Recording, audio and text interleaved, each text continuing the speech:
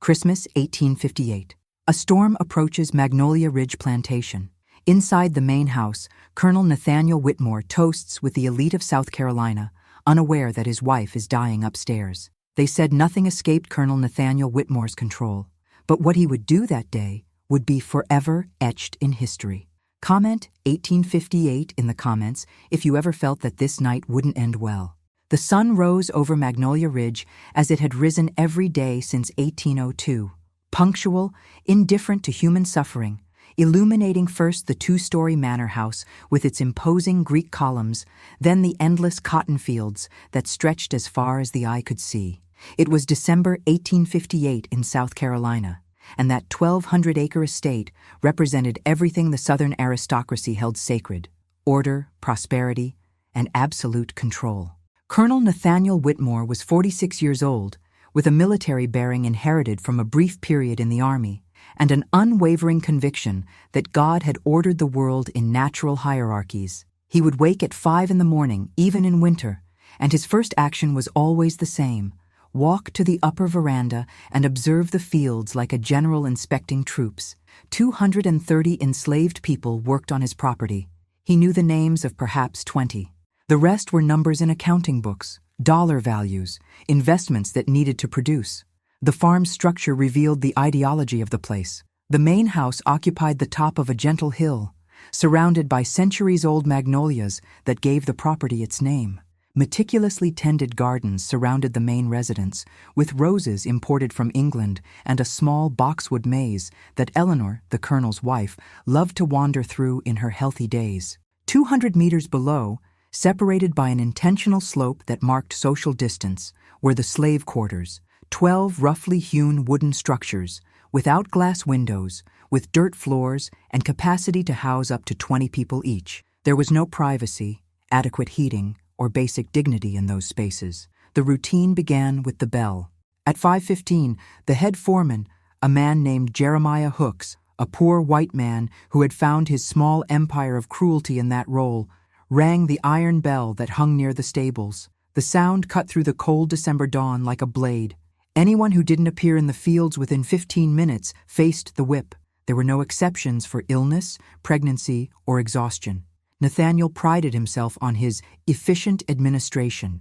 The fields in December demanded different, but no less brutal, work. The main harvest had ended in November, but there was the work of preparing for the next season: plowing fields, repairing fences, cleaning irrigation canals, mending tools. The women who did not work in the fields took care of the main house, cooking, cleaning, washing, sewing. The older men and children over 6 years old also had assigned tasks. No one was idle. Idleness, according to Nathaniel, was the path to rebellion. The system functioned through meticulously calibrated fear.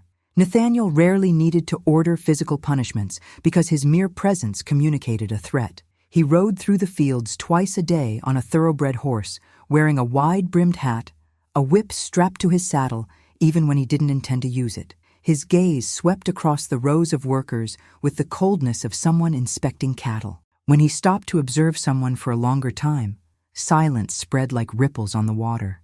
Everyone knew what that look meant. The local elite admired Nathaniel. He regularly hosted judges, Charleston merchants, neighboring landowners, and Presbyterian pastors who justified slavery with carefully selected biblical quotations. These dinners took place in the main dining room, under the imported French crystal chandelier, where expensive wines were served and the problems of the abolitionist North were discussed. They spoke of their Negroes as if they were discussing the weather or the price of cotton, with clinical detachment, never acknowledging the humanity of the people they possessed in legal documents. But something was rotting inside that seemingly perfect order. Eleanor Whitmore, the colonel's wife of 23 years, was slowly dying in her second-floor room. And with her illness, something rotten in Nathaniel's soul was finally finding space to manifest itself undisguised. If you think this story can't be forgotten, subscribe now and activate the bell. Eleanor Whitmore was 42 years old and now weighed less than she had at 15. Pulmonary tuberculosis, as the Charleston doctor had diagnosed 8 months earlier, was consuming her from the inside out. She coughed up blood into linen handkerchiefs that had to be burned daily. Her skin, once rosy and healthy, had acquired a translucent pallor where blue veins were etched like rivers on a map. Her blonde hair, which she had styled in elaborate buns for social gatherings, now fell in weak strands onto sweat-stained pillows. Eleanor's room had become a world apart. The red velvet curtains remained constantly drawn because the daylight hurt her sensitive eyes. The air smelled of camphor, laudanum, cleaning vinegar, and beneath it all, the cloying, sweet odor of flesh beginning to succumb to death. 3 candles burned constantly on the sideboard, creating dancing shadows that Eleanor, in her feverish moments, mistook for non-existent visitors. The doctor came once a week, charged $5 a visit, examined Eleanor with cold instruments, and always said the same thing. "Keep her comfortable, Colonel. That's all we can do." Comfort, in that context, meant laudanum in ever-increasing doses. Eleanor took 40 drops in the morning, 40 at noon, and 60 before bed. The tincture of opium kept her in a state of semi-consciousness where physical pain mingled with strange dreams and distorted memories. Nathaniel visited his wife twice a day, 15 minutes in the morning, before inspecting the fields, and 10 minutes in the evening, before dinner. He sat in the mahogany chair beside her bed, held her hand without real affection, and recounted mundane facts about the property as if he were presenting a financial report. Eleanor responded with vague nods, unable to form complete sentences. He never asked if she was in pain, if she was afraid, if she needed anything besides her medicine. For Nathaniel, his wife's illness was primarily a social inconvenience. He could no longer host the elaborate dinners that reinforced his standing in the community. Eleanor, however, possessed a consciousness that Nathaniel underestimated. In the brief moments of lucidity between doses of laudanum, she understood perfectly what was happening. She knew she was dying. She knew her husband awaited her death with the patience of someone waiting for an insurance policy to expire. She knew that 23 years of marriage had produced no love, only habit and social convenience. They never had children, a fact Nathaniel always secretly blamed on her, though he never verbalized the accusation. The entire household adjusted to Eleanor's illness. The servants spoke in whispers. Doors were closed silently. Meals were prepared with mild spices that would not offend the lady's delicate stomach.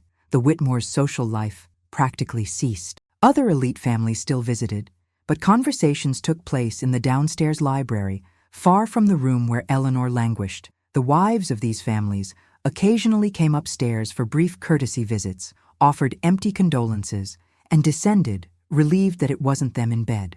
What no one openly discussed, but everyone knew, was that Eleanor's illness had created a vacuum of domestic authority. In a respectable Southern home, the wife was in charge of internal affairs. She supervised the maids, organized meals, and maintained order in the bedrooms and kitchen. With Eleanor incapacitated, this structure crumbled. Nathaniel, a man accustomed to managing fields and businesses, had neither the patience nor the interest in domestic matters. He delegated vaguely, expected automatic obedience, and severely punished any perceived failure. It was in this vacuum that darkness found room to grow. Eleanor's absence was not merely physical. It was the removal of the only witness who still represented, however fragile and symbolic, some form of moral order within that house. Comment. Control, if you noticed that this man didn't see people, only property.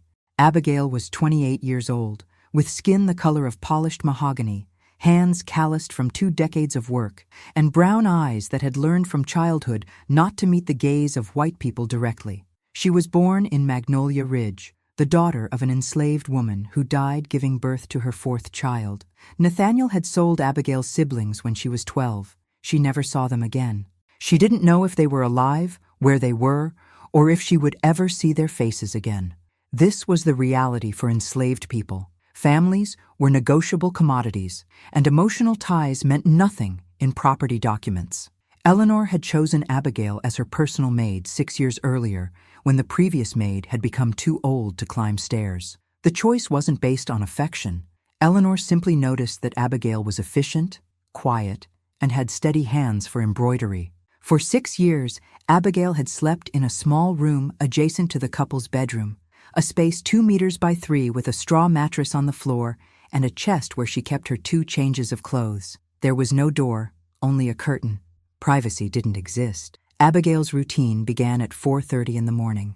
She lit the fireplace in the master bedroom before Eleanor woke, heated water for her morning bath, prepared her dress for the day, combed the lady's hair, helped her get dressed, served breakfast in bed, took the bedpan to and from the hospital when necessary, changed the sheets, washed underwear, and administered medication at the exact times. Each task was performed silently, with an efficiency that seemed automatic, but required constant concentration to avoid mistakes that would result in punishment. With Eleanor's illness, the workload tripled. Now, Abigail needed to monitor the woman's breathing during the night, waking up every 2 hours to check if she needed water, more pillows, cold compresses for the fever, or simply human presence during the panicked moments when Eleanor woke up, not knowing where she was. The compresses required endless work. Cloths soaked in cold water with vinegar, changed every 20 minutes during feverish episodes. Abigail's hands were permanently red and cracked from constant contact with ice water.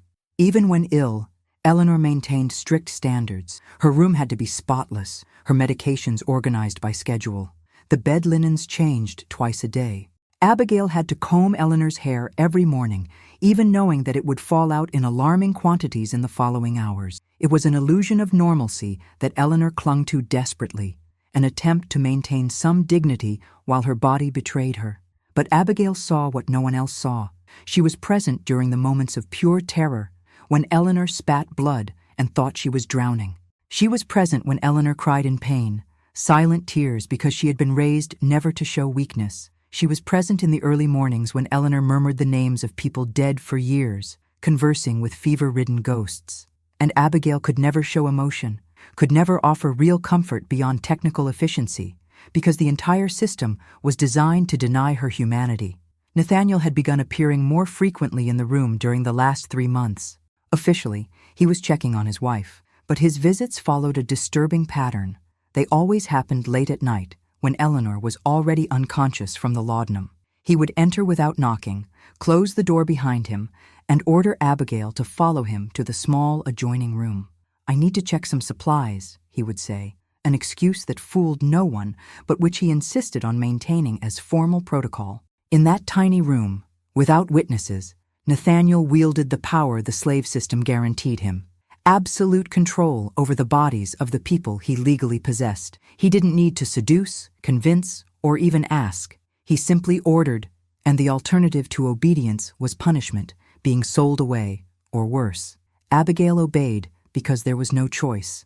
She dissociated her mind from her body, fixed her eyes on a point on the wooden wall, and waited for it to end quickly. Then, she returned to her straw mattress, silently washed herself with cold water, and spent the rest of the night awake, staring at the ceiling, feeling nausea and shame that she knew she shouldn't feel but couldn't avoid. Eleanor knew. In her lucid moments, she saw the dark circles under Abigail's eyes, the way she cowered when Nathaniel entered the room, the tense silence that filled the space. Eleanor knew and did nothing because she too was a prisoner of the system, a prisoner in a gilded cage, but a prisoner nonetheless. Her power ended at the bedroom door, and even if she wanted to intervene, to whom would she turn? To the husband who committed the abuse? To the law that considered Abigail property? To the church that preached obedience to masters? There was no justice available. So Abigail continued. She cared for Eleanor during the day, with firm hands and an impassive face. He obeyed Nathaniel at night because the alternative was unthinkable. And he kept it all inside, a weight that grew each day, a wound that never had a chance to heal. But Abigail had something Nathaniel didn't know. She had a husband. And Isaac Turner was not a man who passively accepted the suffering of the people he loved. Does this kind of conversation still exist today? Write yes or no in the comments. The slave system in the southern United States in 1858 was not merely an economic structure. It was a complex machine of psychological domination designed to destroy the humanity of enslaved people and normalize the absolute exercise of power by the owners. Nathaniel Whitmore did not invent this machine, but he operated it with the efficiency of a man who never questioned his participation in it. He genuinely believed that he had a right not only to the labor of the people he owned, but to their bodies, their lives, their destinies. South Carolina law in 1858 was explicit. Enslaved people were property. They had no legal right to refuse orders from their owners. They could not testify against white people in court. They had no protection against physical or sexual violence. The concept of rape legally did not apply to enslaved women because the law did not recognize their capacity to consent or refuse. They were objects under the control of their owners. Religious pastors preached that this structure was ordained by God. Doctors produced studies claiming that black people felt less physical and emotional pain than white people. The entire cultural apparatus was built to justify the unjustifiable. Nathaniel wielded his authority with the same ease as breathing. When he ordered Abigail to follow him to the adjacent room, he saw nothing wrong with his actions. In his distorted worldview, he was simply exercising a right of ownership. The fact that Abigail was a human being with feelings, dignity, and free will never meaningfully crossed his mind. She was a tool he possessed, and tools exist to serve the purposes of their owners. The nightly visits followed a ritual that Nathaniel maintained because it gave him an illusion of control and order. He waited until he was sure Eleanor was completely unconscious, usually around 10 o'clock at night. He checked the corridors to ensure that no other servants were nearby, although he knew that even if they saw him, they wouldn't say anything. He entered the room with footsteps that he tried to make silent, but which Abigail always heard perfectly because she spent her nights in a state of hypervigilance, waiting for that sound of boots in the hallway.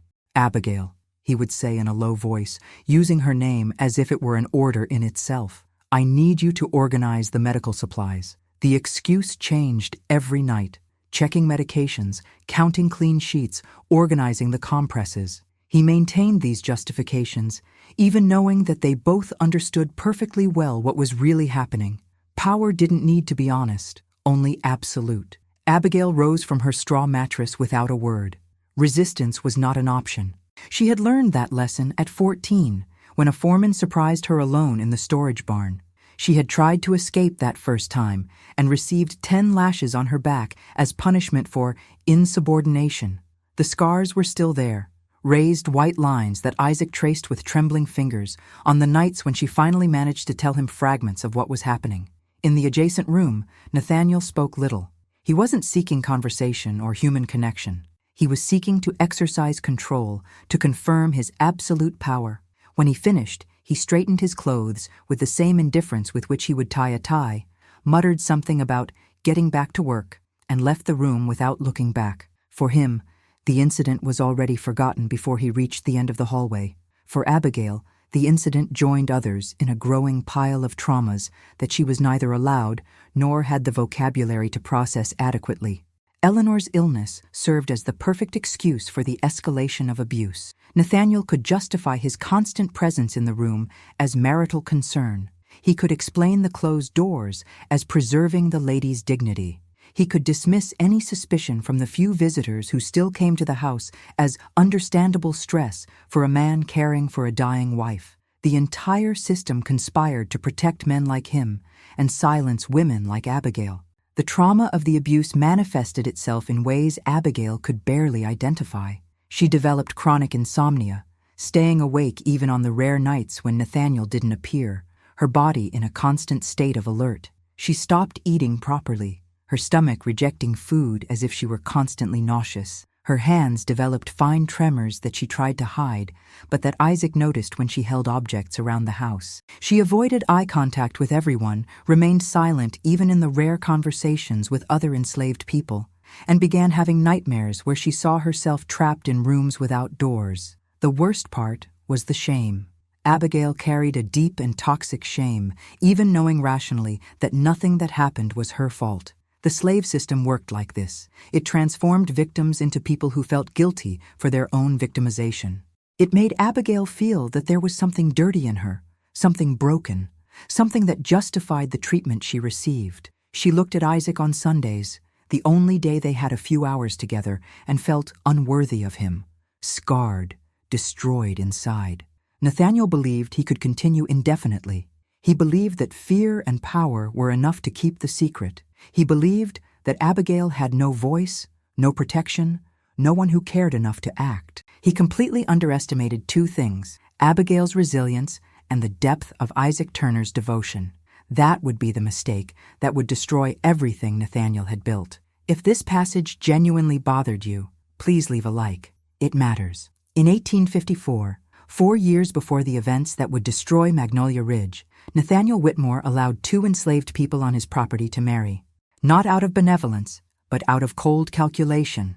Enslaved people with family ties caused fewer problems, escaped less often, and worked harder to protect those they loved. It was a sophisticated form of social control. Nathaniel even arranged a small wedding overseen by a local pastor who agreed to preside over the ceremony for a fee of $2. It wasn't legally binding, of course. Enslaved people had no legal right to marriage. But symbolically, it served to maintain the illusion of communal life. Abigail married Isaac Turner one Sunday afternoon in May under a magnolia tree on the edge of the property. She wore a clean cotton dress that another enslaved woman had sewn for the occasion. Isaac wore a white linen shirt that he had bought with the few coins he had managed to save from extra work. 30 enslaved people witnessed the informal ceremony. They shared bread and water, the only feast they could muster.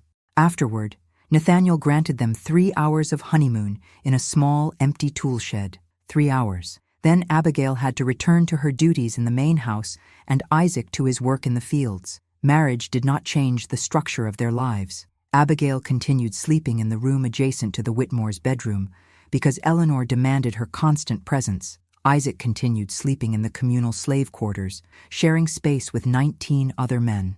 They only saw each other on Sundays, the only day Nathaniel allowed a few hours off for religious practices. They met behind the makeshift chapel the enslaved people had built with discarded wood, a place where they could have private conversations away from watchful eyes. Isaac Turner was 32 years old and had a history that Nathaniel knew only superficially.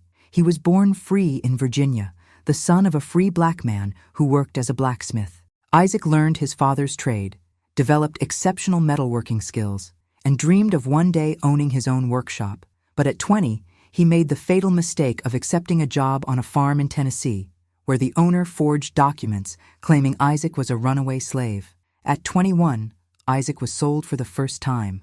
By 25, he had already passed through 3 different owners. At 28, Nathaniel bought him for $400 at an auction in Charleston, impressed by his blacksmithing skills that would save money on repairs. What made Isaac dangerous, from the point of view of an attentive owner, was that he remembered freedom.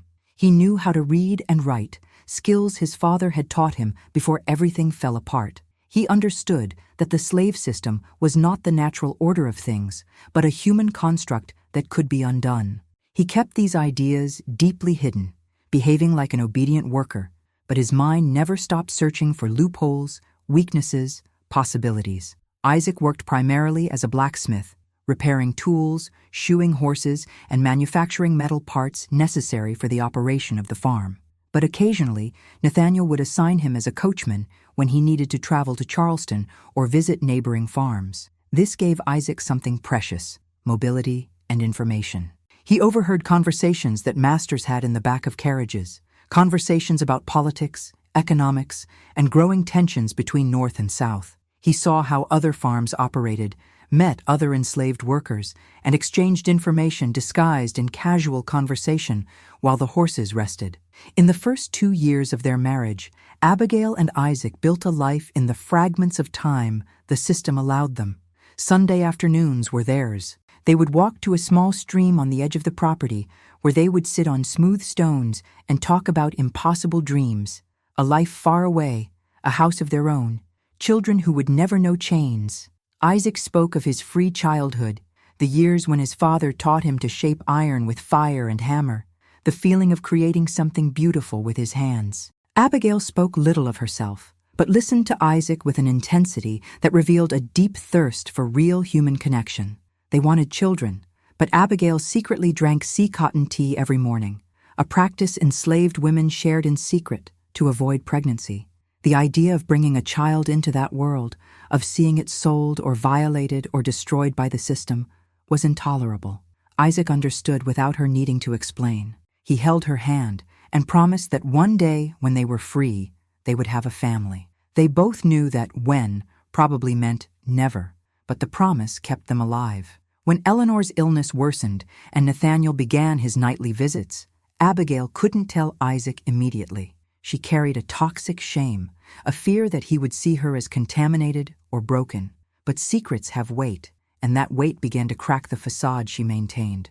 Isaac first noticed the physical changes, the dark circles under her eyes, the weight loss, the tremors in her hands. Then he noticed the emotional changes, the way she pulled away when he tried to touch her, how she avoided his eyes, how she remained silent during their Sunday conversations. It was on a Sunday afternoon in October that Abigail finally broke down.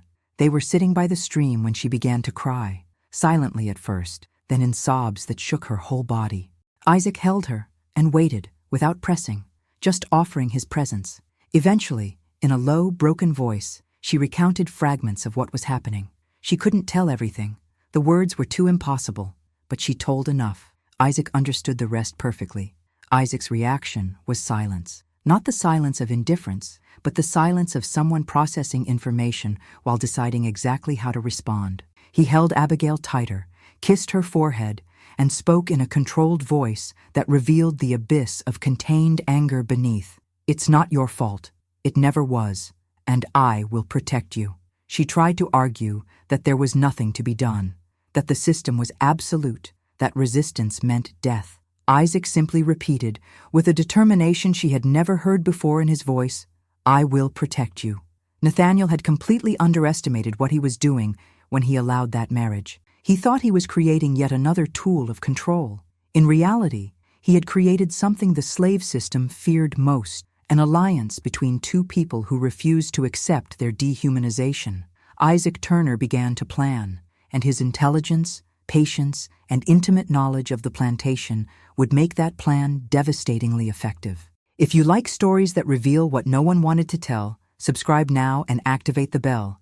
Get ready for what's coming next. Isaac Turner woke up every morning at 4:45, 30 minutes before the bell. That was his time, the only 30 minutes of the day that belonged solely to him. He used that half hour to think, plan, and especially to observe. In the darkness before dawn, he would sit on the steps of the slave quarters and mentally map every movement on the farm, every pattern, every weakness in the system that Nathaniel believed to be impenetrable. The blacksmith shop where Isaac worked was strategically located, near the stables, but with a clear view of the main house. Nathaniel had chosen this location for convenience, not realizing that it also gave Isaac a privileged vantage point. From the anvil where he hammered hot iron, Isaac saw who entered and left the main house, which carriages arrived, and when Nathaniel made his daily inspections. He saw, recorded, and built a mental map of the property more detailed than any drawing on paper. Isaac had learned from a young age that intelligent enslaved men survived through careful performance. He behaved like a dedicated but not exceptional worker, efficient but not overly impressive, invisible enough to be forgotten but useful enough to be valued.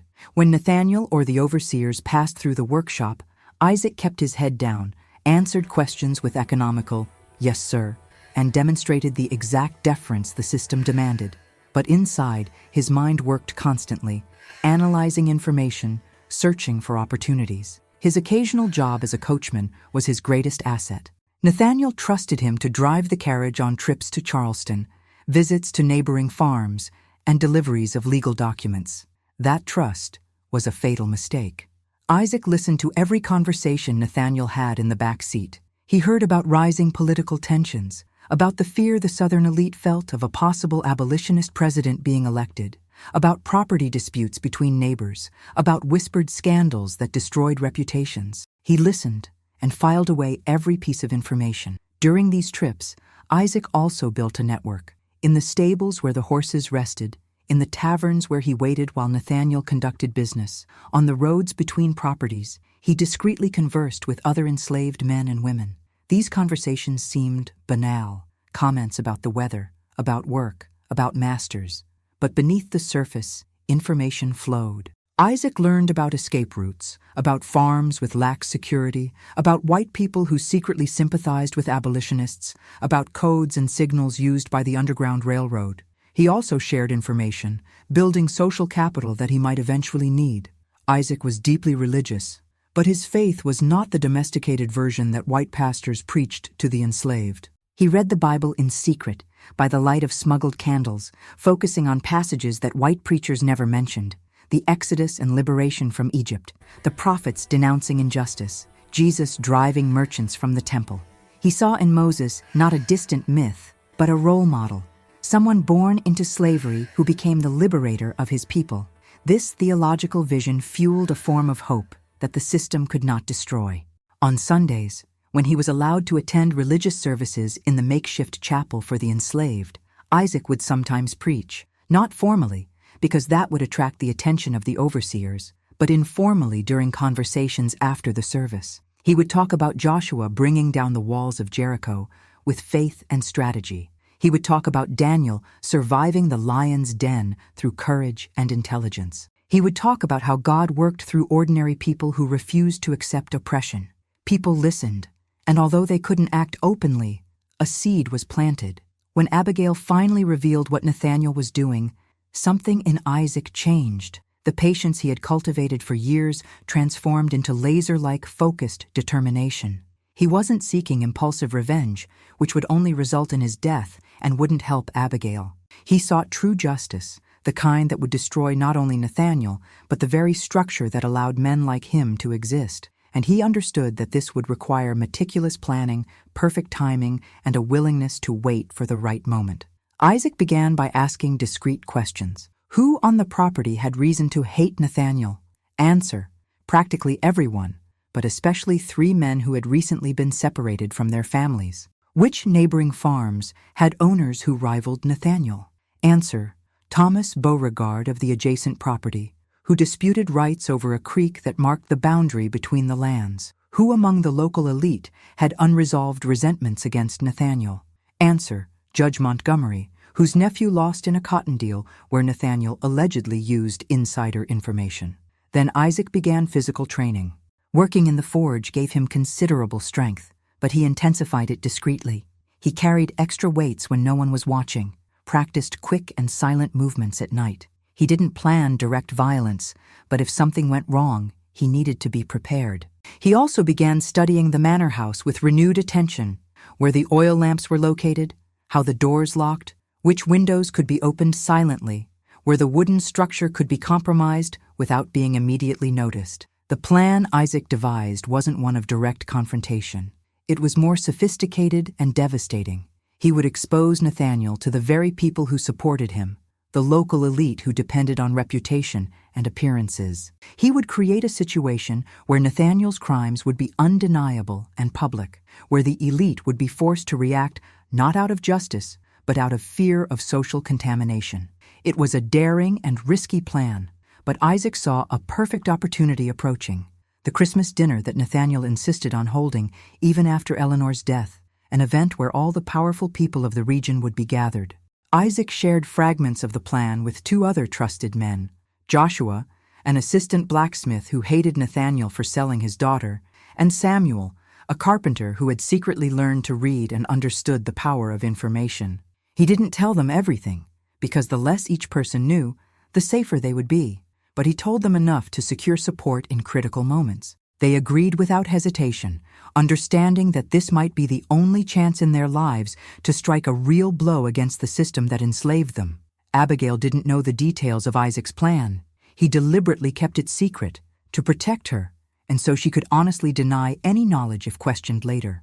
But she saw the change in him, the determined calm, the way he held her on Sundays with silent promises that didn't need to be verbalized. She trusted him completely, even without fully understanding what he was planning.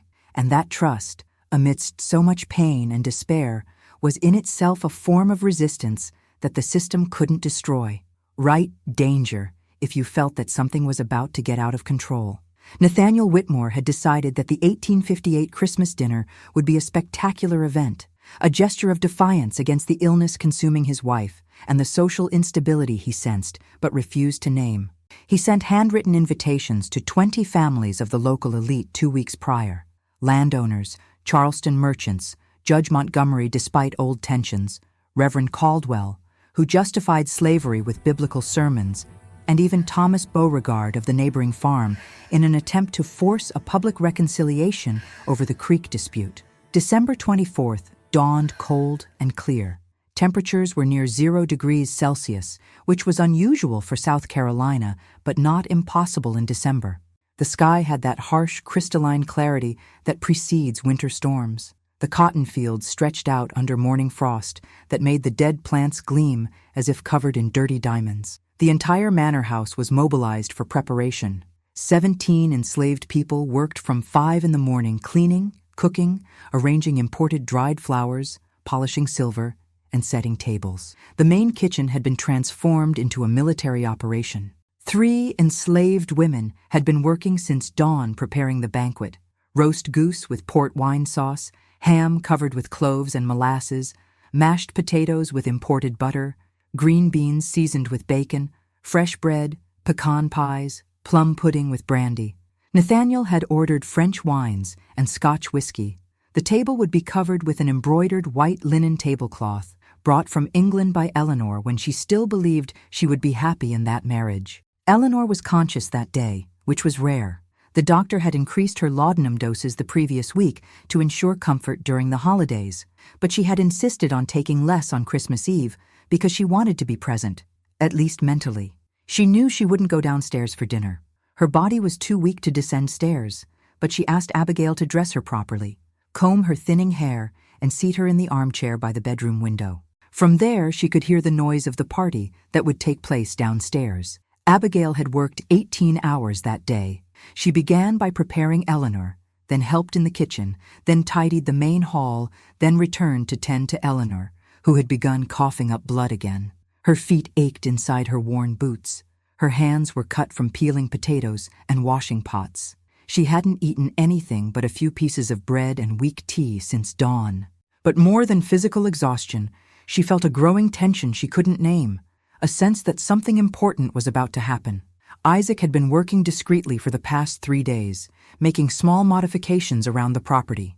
He had subtly loosened a hinge on the main door of the manor house, ensuring it creaked louder than usual when opened. He had adjusted the oil distribution in the lamps of the main hall so that some would go out sooner than expected. He had spoken with young Samuel, an enslaved carpenter, about necessary repairs in certain parts of the house that curiously coincided with escape routes and observation points. And he had convinced Joshua, his assistant at the forge, to be available in the slave quarters at night in case of emergency.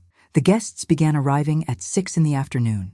Elegant carriages climbed the dirt road leading to the manor house, well-fed horses pulling vehicles with cushioned seats, enslaved coachmen in ridiculously formal uniforms. The women wore their finest silk dresses, borrowed or inherited jewelry, and expensive French perfumes. The men wore black frock coats, silk ties, and decorative canes that served no purpose other than ostentation. All that wealth was built upon suffering, but none of them allowed that fact to tarnish their pleasure. The living room quickly filled with loud conversations and forced laughter. They discussed politics, the growing tensions between northern and southern states, the fear that abolitionists would eventually force legislative changes, the need to defend our way of life. They discussed business, cotton prices, new agricultural technologies, railroad investments. The women formed separate groups, discussing Parisian fashion, marriage gossip and scandals, complaining about the difficulty of managing servants.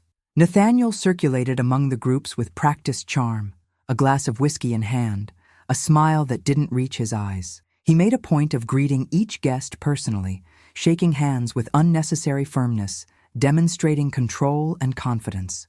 When asked about Eleanor, he adopted a socially appropriate expression of concern. "She's resting comfortably. Thank you for asking. The doctor is confident she'll get through this crisis." Socially necessary lies that everyone accepted because the truth would be uncomfortable. Reverend Caldwell led a prayer before dinner, thanking God for prosperity, for the established social order, and asking for blessings upon those who work faithfully, without ever directly mentioning slavery.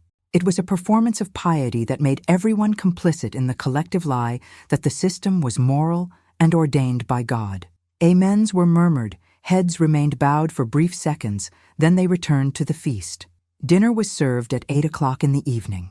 23 people sat at the extended table that occupied the entire length of the dining room. Crystals sparkled under the light of candles in the central chandelier. Silver cutlery clinked against imported porcelain. Conversations flowed along with the wine. They began civilly, becoming progressively louder, more emphatic, more revealing of the anxieties beneath the polished surface. Upstairs, Eleanor could hear the distant noise. Abigail sat silently in a corner of the room, waiting for whatever need might arise. And in the slave quarters, Isaac Turner sat in the darkness with Joshua and Samuel, waiting for the clock to strike 10. The storm that everyone felt in the air was finally about to arrive, and Nathaniel Whitmore had no idea that the world he had built was hours away from completely collapsing. At 9:30 p.m., the first oil lamp in the main hall went out. Isaac had calculated exactly how much fuel to put in each one, so that they would die out in a specific sequence, creating a gradual but unsettling darkening effect. Nathaniel ordered them to be relit, but the second lamp went out 5 minutes later. The guests began making nervous jokes about poor maintenance, although some of the more experienced owners exchanged meaningful glances. Lamps going out in sequence was no accident. The wind picked up. Strong gusts rattled the windows, their panes flickering in their frames. Nathaniel had closed all the windows before dinner, but drafts of cold air seeped in through cracks no one had noticed before. The temperature in the hall began to drop noticeably. The women pulled their shawls tighter. The men moved restlessly, uncomfortable in a way that made it difficult to articulate. Then the sounds began. First, heavy footsteps in the upper corridors, though everyone knew that only Eleanor was up there and she was too weak to walk. Then, doors opening and closing in sequence, that creaking of hinges that Isaac had purposefully left unoiled. Then, a muffled scream coming from the second floor, impossible to identify the source, but unmistakable in its tone of panic. Nathaniel climbed the stairs 3 steps at a time, followed by Reverend Caldwell and Judge Montgomery. They found the upper hallway empty except for Abigail, who stood in the doorway of Eleanor's room with an expression of terror that was no act. Eleanor was in bed, semi-conscious, tossing and turning and murmuring incomprehensible words. She started screaming, Abigail said quietly. I don't know what frightened her. But Abigail knew exactly what was happening. 10 minutes earlier, Isaac had appeared silently in the service corridor that connected the bedroom to the back of the house. He didn't enter the room, only cast a shadow through the crack under the door, made sounds of heavy footsteps, and then disappeared before anyone could see him. The intention wasn't to frighten Eleanor, but to create destabilization, to initiate the collapse of Nathaniel's control over the night. While Nathaniel dealt with Eleanor upstairs, Isaac and Samuel carried out the next phase. They discreetly entered the cellar where Nathaniel kept wine and financial documents. Isaac didn't want to steal, but to sabotage. He loosened floorboards above the cellar, ensuring that any significant weight would cause loud creaking. Then, he repositioned specific documents, sales records showing families being separated, correspondence with slave traders, contracts revealing the buying and selling of human beings using the same language used for livestock. Back in the drawing room, the guests grew increasingly uncomfortable. Thomas Beauregard, the rival neighbor, casually mentioned that he had heard rumors about irregularities in Nathaniel's practices. Judge Montgomery, remembering his aggrieved nephew, added a veiled comment about the need to maintain standards among businessmen. The wives, sensitive to changes in the social atmosphere, began to suggest that perhaps it was time to leave. Nathaniel came down, trying to regain his composure. Just a medical episode, ladies and gentlemen. My wife is resting now. But his face was pale, and beads of sweat appeared on his forehead despite the cold in the room. He ordered more whiskey, filled his glass with a slightly trembling hand, and tried to resume the conversation about politics. That's when the storm truly arrived. Rain began to fall with violent intensity, drops hitting the windows like projectiles. Lightning illuminated the sky, followed seconds later by thunder that made the walls vibrate. The rain was so heavy that the noise drowned out any attempt at conversation. Nathaniel shouted for the stables to be checked, worried about the guests' horses. 2 enslaved men ran outside, returning minutes later completely soaked, reporting that a tree had fallen, partially blocking the access road. The atmosphere in the hall shifted from festive to tense to openly anxious. The women huddled close together. The men formed a defensive circle near the fireplace, hands in pockets where some carried small pistols that owners always kept as a precaution. The age-old fear of the Southern elite was emerging, the fear that the system might turn against them, that the people they enslaved might revolt, that their violence would return as multiplied vengeance. Nathaniel tried to maintain control by serving more alcohol, proposing forced toasts, telling stories that no one found funny. But everyone in the room felt it. The night had spiraled out of control. The lights kept going out. The storm intensified.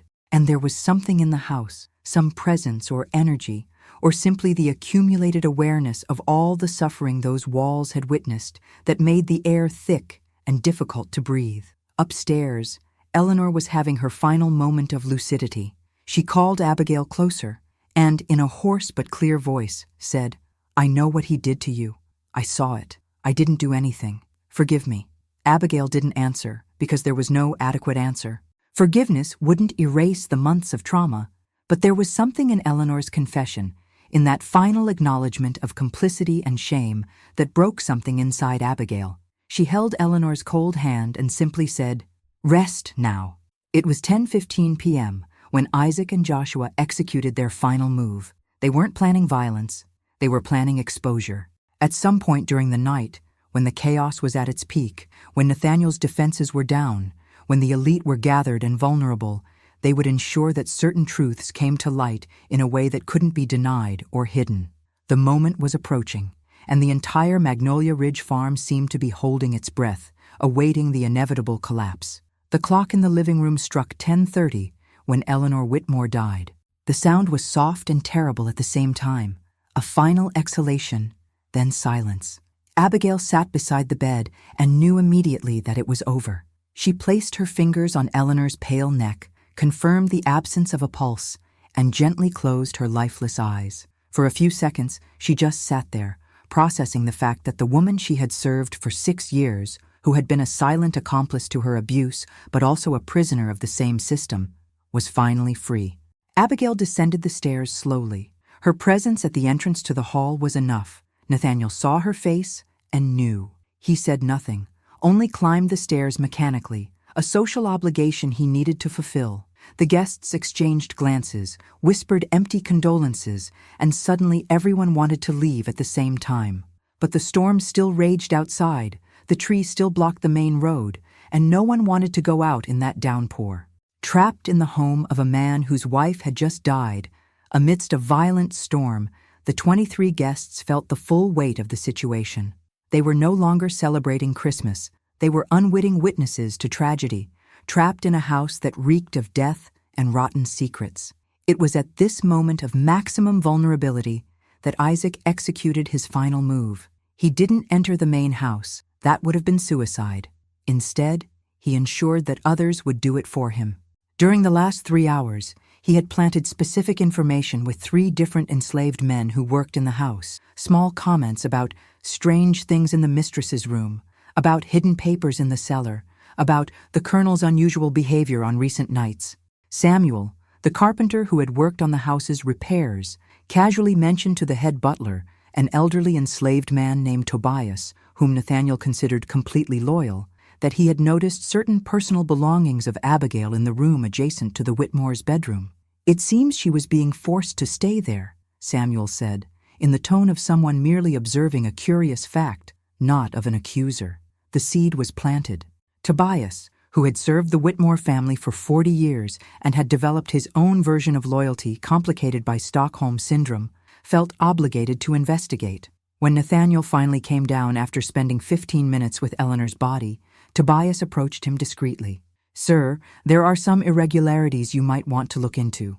His voice was low, but not low enough. Judge Montgomery, too close, heard and turned with interest. "Irregularities?"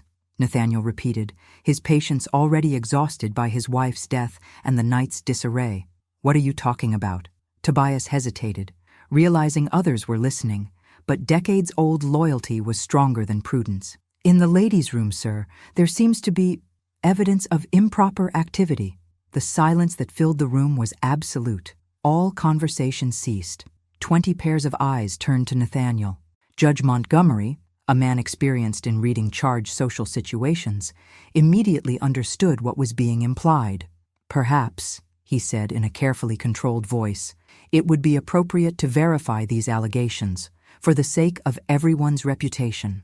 Nathaniel had no choice. To refuse would be an admission of guilt. He climbed the stairs again, followed now by Judge Montgomery, Reverend Caldwell, and Thomas Beauregard, who sensed an opportunity to destroy his rival. The wives remained below, but close enough to the stairs to hear everything. In the room adjacent to the master bedroom, they found exactly what Isaac had guaranteed would be found: a recently used straw mattress, marks on the walls where hands had pressed down in despair, and hidden beneath the mattress, a torn piece of fabric from Abigail's dress that she had lost one of the nights of abuse, and which Isaac had discreetly repositioned to be discovered.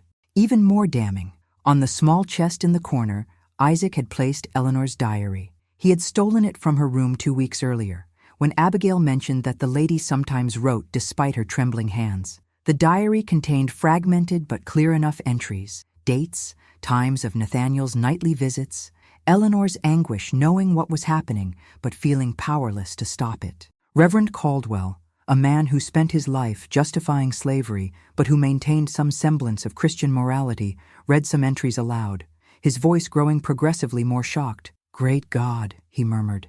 "Nathaniel, what have you done?" Nathaniel tried to deny it, but his flushed face and profuse sweat betrayed him. "This is absurd. That woman is property of this house. I don't need to justify myself." "She's married," Judge Montgomery interrupted, his voice as cold as ice. "You allowed her marriage to Isaac Turner 4 years ago. We have documentation. This isn't just impropriety. This is public adultery, abuse of domestic power, and—" he hesitated, choosing his words carefully, "a disgrace to all of us who uphold Christian standards in our properties." The judge wasn't defending Abigail out of compassion. He was attacking Nathaniel for violating the unwritten rules of the elite. You could enslave people, sell people, work people to death, but there were certain appearances of ownership that needed to be maintained. Nathaniel had crossed a line that exposed the fundamental hypocrisy of the system, and that made him dangerous to all the other owners. The news spread through the house in minutes. Guests downstairs heard fragments, filled in the gaps with speculation, and arrived at conclusions that transformed the scandal into a complete social disaster. The women expressed performative horror. The men made veiled accusations of lack of control and moral weakness. Thomas Beauregard, seeing an opportunity, began to suggest that perhaps legal issues needed to be reviewed, including the dispute over the creek. Nathaniel tried to regain control by descending the stairs, raising his hands for silence, preparing a defensive speech.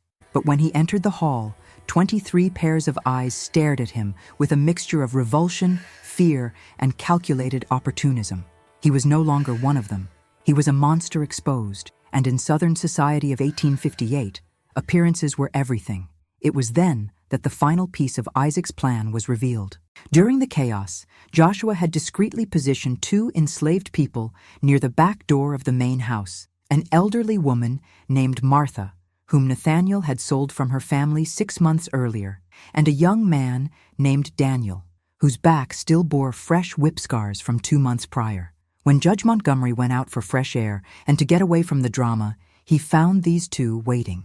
Martha recounted, in a low but clear voice, the separation from her family.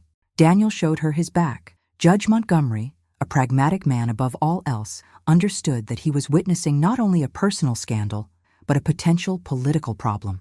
With tensions rising between North and South, and abolitionists publishing accounts of abuse in Northern newspapers, the last thing the Southern elite needed was a documented scandal involving sexual abuse and domestic violence. This would provide ammunition for enemies of the system. The judge went back inside and made a carefully worded announcement. "Gentlemen, ladies, I believe the evening has come to an end. Circumstances require that we leave Colonel Whitmore to attend to his domestic affairs. I would strongly recommend that we all maintain discretion regarding the events of this evening, for the sake of our community." The storm was finally beginning to subside. The tree in the road had been partially removed by enslaved men who worked in torrential rain specifically to create an escape route for the uneasy guests. Within half an hour, all the carriages had departed, leaving Nathaniel alone in the manor house, with his name ruined, his wife dead upstairs, and the growing certainty that his life as he knew it was over. Abigail sat in the shadows of the kitchen, trembling not from cold, but from emotional release. Isaac appeared silently in the back doorway. His eyes met hers across the room, and no words were needed. They couldn't embrace openly yet. The system didn't allow such public humanity, but the message came through clearly. It's over. He can't hurt you anymore. Comment fear if you felt the elite lose their footing. The dawn of December 25th arrived cold and clear. The storm had left the fields soaked, and the air with that smell of wet earth mixed with damp wood.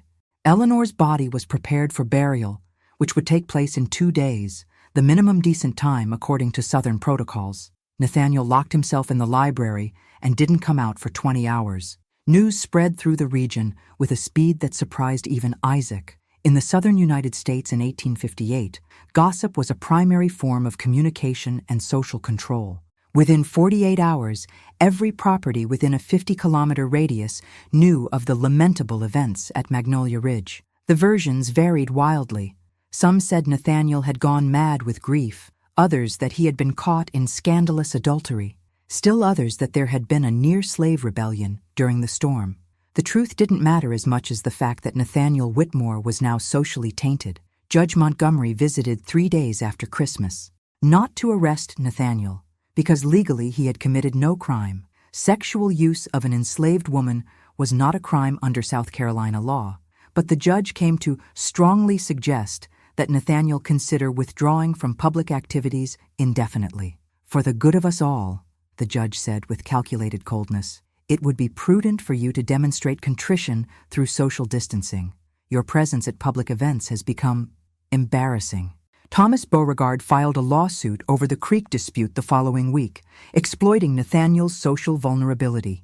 2 other neighbors aggressively renegotiated cotton storage contracts, forcing Nathaniel to accept unfavorable terms. The Southern elite was brutal to its own when someone broke the unwritten rules, not because they valued morality, but because public scandal threatened the entire system. Nathaniel needed to be punished to demonstrate that they maintained standards. Nathaniel began drinking heavily. His supervision of the property became erratic. He appeared in the fields once or twice a week, when before he had appeared twice a day. The foreman assumed more control, which ironically meant a slight improvement in conditions. Foremen were cruel by profession, but they lacked the emotional investment in the constant display of power that obsessed the owners. Abigail was officially transferred from her duties as a personal maid to work in the laundries, a strategic location chosen by Isaac. There she was, physically far from the main house, and surrounded by other women who offered some collective protection. Nathaniel once tried to revert her to her room, but Tobias, the elderly butler, forgot to relay the order. It was minimal and discreet resistance, but it was resistance nonetheless. Eleanor was buried in the small family cemetery on the property, beneath a centuries-old magnolia tree. 17 people attended the funeral, half the number that would have turned out 6 months earlier. Nathaniel stood beside the grave, his face expressionless, without tears, accepting murmured condolences that sounded like thinly veiled accusations. Reverend Caldwell delivered a brief sermon on the mysteries of God's ways, carefully avoiding any specific reference to the Whitmores. Isaac Turner disappeared from Magnolia Ridge 4 weeks after Christmas. Officially, he was loaned to a neighboring property that needed a temporary blacksmith. Nathaniel signed the temporary transfer document without question, possibly relieved to have Isaac out of his sight. But the transfer was permanent, discreetly arranged by Judge Montgomery as a favor to a contact of the Underground Railroad. Isaac was moved to a less vigilant farm, then to another, eventually crossing into Kentucky, where laws were slightly less strict, and finally obtained forged documents identifying him as a free man. It took 2 years, but Isaac eventually arrived in Philadelphia in 1860. There, he worked as a true blacksmith, saved every penny, and began the impossible process of trying to buy Abigail's freedom. The price Nathaniel asked was exorbitant, $1,500, 3 times the market value. It was clear revenge, an attempt to ensure Abigail remained imprisoned.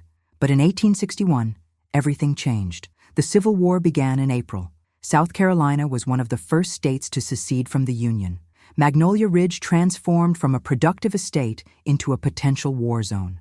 Nathaniel enlisted as a colonel this time, seeking redemption through military service, and died in July 1862 at the Battle of Gaines Mill, Virginia, struck by a cannonball that shattered him so completely there was no body left to bury. With Nathaniel's death and no heirs, Magnolia Ridge was confiscated by the Confederate government, then by the Union when federal troops occupied South Carolina.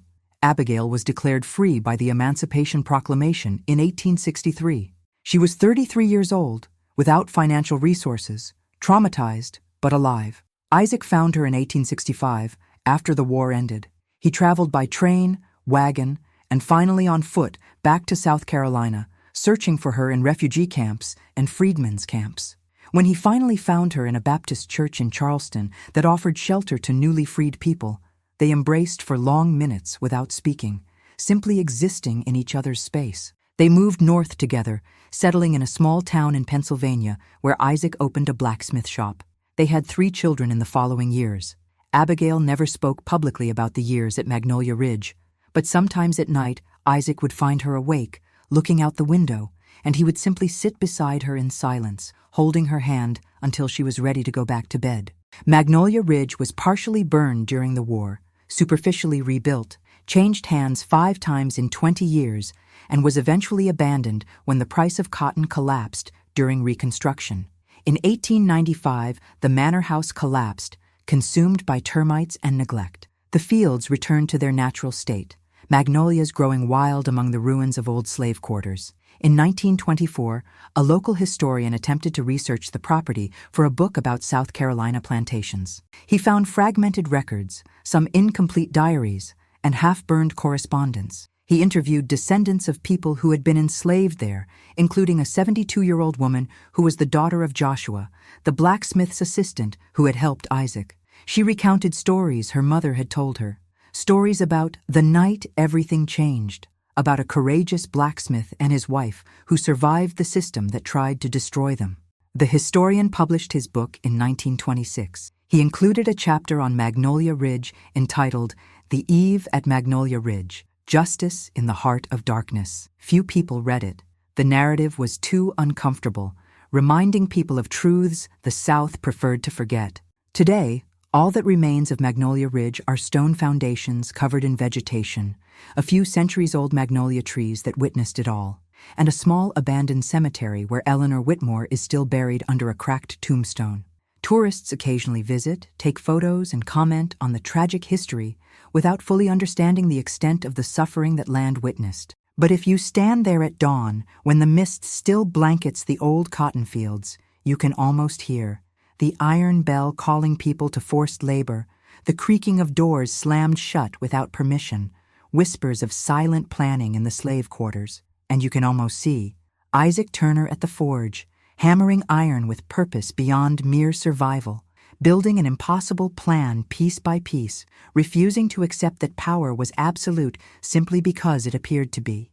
The story of Magnolia Ridge isn't about revenge. It's about resistance within a system designed to destroy all possibility of resistance. It's about 2 people, Abigail and Isaac, who refused to let slavery completely define their humanity. They couldn't destroy the entire system. No one person could. But they managed to create a fissure, a small crack in the facade of absolute control. And sometimes, it's through these small cracks that entire empires eventually crumble. The cotton fields are still there, growing wild now. The sun still rises over South Carolina every morning, indifferent to the human suffering that land has witnessed. But if you listen carefully, you can almost perceive everything seems the same, but nothing remains the same. Injustice demands a response, and those who are oppressed always find ways to resist, even when resistance seems impossible. That is the true lesson of The Eve at Magnolia Ridge.